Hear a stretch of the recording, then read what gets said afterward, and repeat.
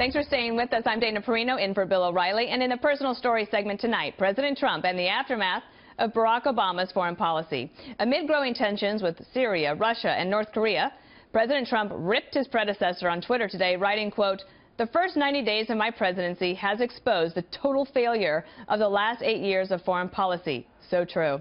Joining us from Austin to analyze, Karl Rove, former senior advisor to President George W. Bush. Now, Karl, you'll remember in the days, in the years, actually, after the Bush administration ended, President Obama used to blame President Bush for everything. And like if it rained, that was President Bush's fault. And it got a little bit tiresome. But is it fair, I think, in the first 90 days, 6 months, to compare and look back to the previous administration? Well, look, it was tiresome, as you say, when Barack Obama did it. And frankly, I think President Trump would be well advised to stay away from it because it will quickly become tiresome if he does it, as he did today. Look, he is right that a lot of what we're facing today is a direct result of failed policies under Barack Obama, whether it was the reset with Russia that failed, that allowed Russia to play a bigger role today than it should, the Iranian nuclear deal, the withdrawal of troops from Iraq that allowed ISIS to spread, the attempt to impose a zero option in Afghanistan, withdraw there, which would lead to the same place. We could go on and spend the whole hour talking about that. Having said that, though, it doesn't make President Trump look strong. Better for him to focus what time he has with the American people through Twitter or on television appearances or in speeches on looking at what he's doing and carrying it forward. And then the American people are fully capable of, particularly with the help of pundits like you and me, of understanding the contrast between President Obama and President Trump. In fact, most of them get it. A lot of people remember when President Obama said, oh, it's a red line if they do this in Syria. And then when they crossed the red line time and time and time again, they did nothing. This president said it's going to cost, it crossed a lot of lines with me. And within a matter of hours, he struck at the place from which those attacks were made. So, yeah. Look, he looks weak when he does this. He ought to look strong by focusing on the future and what he's doing, not on the past. His actions certainly have spoken almost louder than his words, and I would agree with that.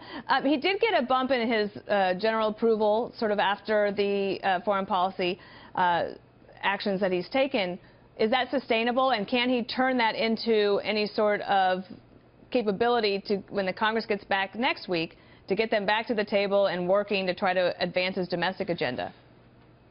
Well, success does beget success. So the more success he has on the foreign policy front, he had a good meeting with China.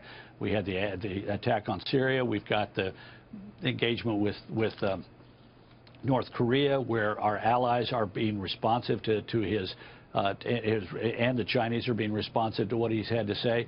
So, yes, he can use that a little bit. But, look, again, he would be better if he were spending the time not bashing Obama. That's easy to do, but if he'd use those tweets to help advance his cause when it comes to these kind of foreign policies, and pointing out how America is in a better shape or helping the American people understand where he's going. If he does that, then he does get more political credit. But simply bashing President Obama, that works with the people who are with him already. It doesn't help expand it by drawing to his side people who either sat out the election or were mildly disposed to be for Hillary Clinton over him. All right, there was another issue that's popped up in the past few days, because last Friday, on Good Friday, the White House announced that it was no longer going to continue the practice that President Obama had undertaken, which was to release the White House visitor logs with some exceptions that they had. Let's take a listen to what Sean Spicer said today. Well, why does the president object to people knowing who is coming in the White House? Well, it's not a question of objecting. It's about following the law. We're following the law as both the Presidential Records Act and the Federal Records Act prescribe it. So it's the same policy that every administration had up until the Obama administration, and frankly the faux attempt that the Obama administration put out, where they would scrub who they didn't want put out, didn't serve anyone well. Now, Karl, in 2011, a federal court actually told the Obama administration, you actually don't have to do this, but he continued the practice anyway. So with President Trump deciding not to continue that, I guess he's on pretty solid legal ground, but is it another distraction that he's going to have to deal with when it comes to his critics? Yeah, look, he is on solid legal ground. You may remember during our years in the White House, this became an issue, and Sean Spicer was right. Every previous president, President Bush 43, President Clinton, President Bush 41, Reagan, ad nauseum, back to the past, did not release the name of visitors to the White House, we had lawsuits in the Bush years about this. Having said that, it's a close call because on the one hand he is on good solid legal ground.